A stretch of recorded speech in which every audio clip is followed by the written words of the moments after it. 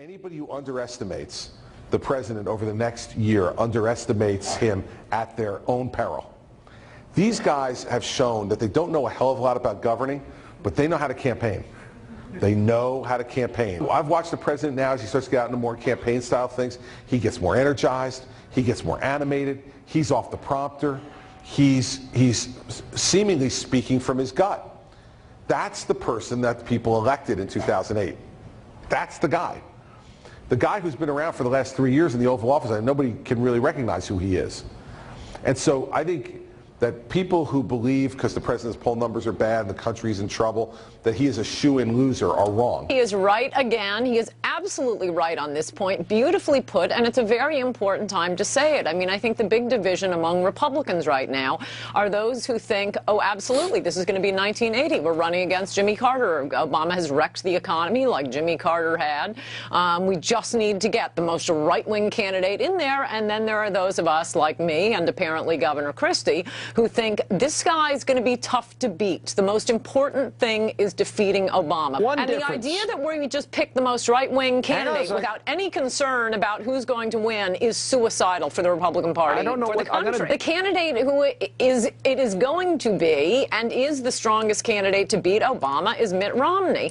And, you know, I'm a little tired of these Johnny-come-lately conservative purists. Where were they when we were running John McCain? For Pete's sake, Romney is a million times better than McCain. Romney speaks absolutely beautifully. He's been magnificent in the debates. I think he's a little bit of a country club Republican, too. But let's just get a Republican in there and get Obama out. And as long as we have a Republican Senate, by the way, Tea Partiers, that's what we need to be working on, Republicans picking up the Senate. I think Romney's done a great job. He is 1,000 times better. And I didn't think he ran a bad campaign in 2008. He is sharper. He's been great in every debate. Yes. I think he's done a good job. He has fantastic advisors, including Judge Bork and Mary Ann Glendon advising him on court appointments. What I think Republicans should be, and conservatives, people who care about this country should be looking at, is not just can you check off this issue, this issue, this issue, but who can you send in the debates against Obama? And I think, hands down, that is Mitt Romney. And in the end, this is what's going to happen. The people, Tea Party members, conservatives, moderate Republicans are going to have their chance to voice their opinion. And whoever they pick, they better get behind and support. Look, I think all the candidates in this race have a lot to be proud of. They've offered a lot to the debate. But I just can't buy into this idea that, by their own admission, they're saying the only way they can win this race is by having a floor fight in Tampa in August. And I think that's a recipe to deliver 4 more years to Barack Obama. And our country, forget about the Republican Party, our country cannot afford that. And so we've got to come together behind who I think has earned this nomination, and that's Mitt Romney. And I think this primary has been productive. I think it's been constructive up till now. I think it's made the candidates better. But I think we're entering a phase where it could become counterproductive if this drags on much longer.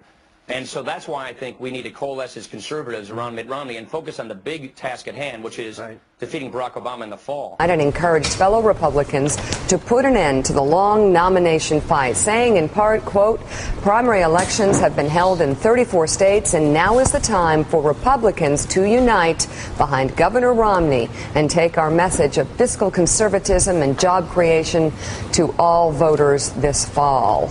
Time when to hold them, a time when to fold them. Well, I think it's time for people to all get behind this good man. Some of them have waged a very good fight. And I'd say that about some of his opponents. But we're so convinced, and mainly because we've known Mitt for a long time, that he's the man to do this job and get on and win the presidency. A competitive primary does not divide us, it prepares us, and we will win.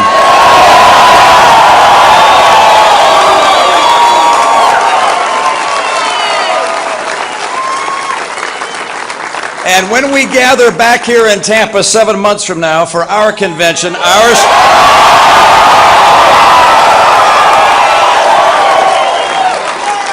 will be a united party with a winning ticket for America.